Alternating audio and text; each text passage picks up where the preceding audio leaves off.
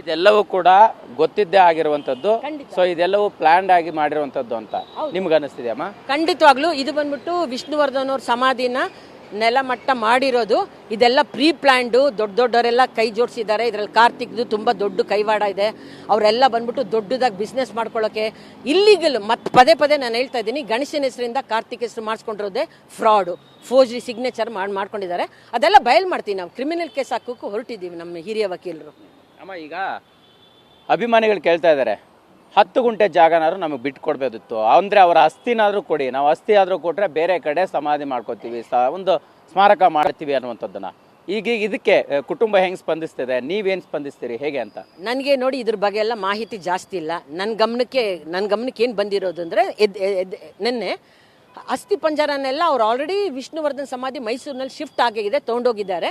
ಇಲ್ಲಿ ಬರೀ ಅವ್ರು ಕ್ರಿಮೇಷನ್ ಮಾಡಿರೋ ಜಾಗ ಅಂತ ಉಳ್ಕೊಂಡಿದೆ ಅಂತ ನನ್ನ ಗಮನಕ್ಕೆ ಬಂದಿದೆ. ಸೊ ನನಗೂ ನನ್ನ ಫ್ಯಾಮಿಲಿಯವ್ರಿಗೆ ನನಗೂ ಒಂದು ಕನೆಕ್ಷನ್ ಇಲ್ಲ ಅನ್ಬೇಕಾದ್ರೆ ನಾನೇನು ಮಾಡಲಿ ಹೇಳಿ, ನನ್ನ ಕೈಲಿ ಏನೂ ಇಲ್ಲ ಇವಾಗ. ಬಟ್ ಅಫ್ಕೋರ್ಸ್ ಕೋರ್ಟ್ ಮುಖಾಂತರ ಹೋರಾಡಬೇಕು. ಇದರ ಹೈಕೋರ್ಟಿಂದ ಆರ್ಡರ್ ತೊಗೊಂಡು ಅವರು ವಿಷ್ಣುವರ್ಧನ್ ಸಮಾಧಿ ನೆಲಮಟ್ಟ ಮಾಡಿರೋದು ನನ್ನ ಗಮನಕ್ಕೆ ನೆನ್ನೆ ಬಂದಿದೆ. ಸೊ ಇದು ಕಾನೂನು ಮುಖಾಂತರದ ಮಾಡಬೇಕು, ಯಾಕೆಂದರೆ ಹೈಕೋರ್ಟಿಂದ ಆರ್ಡರ್ ತೊಗೊಂಡಿದ್ದಾರೆ ಅಂತ ನನ್ನ ಗಮನಕ್ಕೆ ಬಂದಿದೆ. ಸೊ ಇದು ಕಾನೂನು ಮುಖಾಂತರದ ನಾವೆಲ್ಲ ಸರಿಪಡಿಸ್ಕೋಬೇಕು. ನನ್ನ ಕೈಲಿ ನಾನೇನಾಗಿದೆಯೋ ನಾನು ಕಾರ್ತಿಕ್ ಹಾಕಿರೋ ಸುಳ್ಳು ಕೇಸ್ನ ಮುಖಾಂತರ ನಾನೇನು ಮಾಡಬೇಕೋ ಮಾಡ್ತೀನಿ. ಒಂದು ಕಡೆ ಈಗ ವಿಷ್ಣುವರ್ಧನ್ ಅವರ ಕುಟುಂಬ ಕೂಡ ಇದಕ್ಕೆ ಹಸ್ತಕ್ಷೇಪ ಮಾಡ್ತಾ ಇಲ್ಲ. ಅವರು ಕೂಡ ಮೈಸೂರಲ್ಲಿ ಸ್ಮಾರಕ ಮಾಡಿಕೊಂಡು ಅಲ್ಲೇ ಅಭಿಮಾನಿಗಳು ಬರ್ರಿ ಅಂತ ಕರೆ ಕೊಟ್ಟಿದ್ದಾರೆ. ಸೊ ಇಲ್ಲಿ ನೀವು ಕೂಡ ನಿಮ್ಮ ಕುಟುಂಬ ಕೂಡ ಇಲ್ಲಿ ಅಂದರೆ ಸೂಕ್ತ ರೀತಿಯಲ್ಲಿ ಅಭಿಮಾನಿಗಳಿಗೆ ಸ್ಪಂದಿಸ್ತಾ ಇಲ್ಲ ಅಂತ ಮಾತಿದೆ. ಸೊ ಭಾರತಿ ವಿಷ್ಣುವರ್ಧನ್ ಅವರು ಹಾಗೆ ಅನಿರುದ್ಧ ಅವ್ರ ಜೊತೆ ಮಾತನಾಡುವಂಥ ಬೆಳವಣಿಗೆಗಳು ಏನಾರು ಆಯ್ತಾ? ಇಲ್ಲ. ಅವ್ರಿಗೂ ಯಾವಾಗ ಅವ್ರದ್ದು ಮೈಸೂರಿಗೊಂದು ಶಿಫ್ಟ್ ಆಗೋಯ್ತು ಅವಾಗಲಿಂದ ನನಗೂ ಅವ್ರಿಗೂ ಯಾವ ಸಂಬಂಧನೂ ಇಲ್ಲ.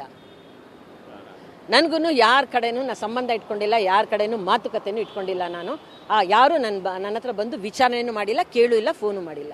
ಓಕೆ, ಈಗ ಈ ಬೆಳವಣಿಗೆ ಎಲ್ಲ ಆಯಿತು, ನೀವು ಯಾವ ರೀತಿ ಅಭಿಮಾನಿಗಳ ಜೊತೆ ನಿಲ್ತೀರಿ? ಸೊ ಒಂದು ವೇಳೆ ಅಲ್ಲಿ ಜಾಗ ಕೊಡಲೇಬೇಕು, ಕೊಡುವಂಥ ಮನಸ್ಸಿದೆಯಾ? ಯಾವ ರೀತಿ ಸ್ಪಂದಿಸುವಂಥ ಸಾಧ್ಯತೆಗಳಿದೆ? ಕೊಡೋದಂತೂ ಮನಸ್ಸಿದೆ. ಬಟ್ ಇದು ಮತ್ತೆ ಹೈಕೋರ್ಟಿಂದ ಅವರು ಆರ್ಡರ್ ತಗೊಂಡು ನೆಲ ಸಮಾನ ಮಾಡಿರೋದು ಕಾರಣದಿಂದ ನಾನು ಕೋರ್ಟ್ ಮುಖಾಂತರನೇ ನಾನು ಇದನ್ನು ಹೋರಾಡಬೇಕು ಹೊರತಾಗಿ ಪರ್ಸ್ನಲ್ ಆಗಿ ನನ್ನ ಕೈಲಿ ಕಾನೂನು ಮೀರಿ ಏನು ಮಾಡೋಕ್ಕಾಗಲ್ಲ. ಸೊ ಇದು ನಾನು ಕೋರ್ಟ್ ಮುಖಾಂತರನೇ ಹೋಗಿ ಮಾಡಬೇಕು ಹೊರತು ನಾನು ಪರ್ಸ್ನಲ್ ಆಗಿ ನನ್ನ ಕೈಲಿ ಏನು ಮಾಡ್ಕೊಡೋಕ್ಕಾಗಲ್ಲ.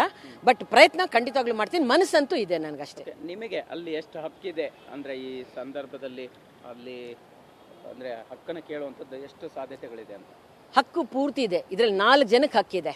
ನಮ್ಮ ದೊಡ್ಡಕ್ಕನಿಗೂ ಇದೆ, ನನಗೂ ಇದೆ, ಆಮೇಲೆ ಕಾರ್ತಿಕ್ಗೂ ಇದೆ, ನನಗೆ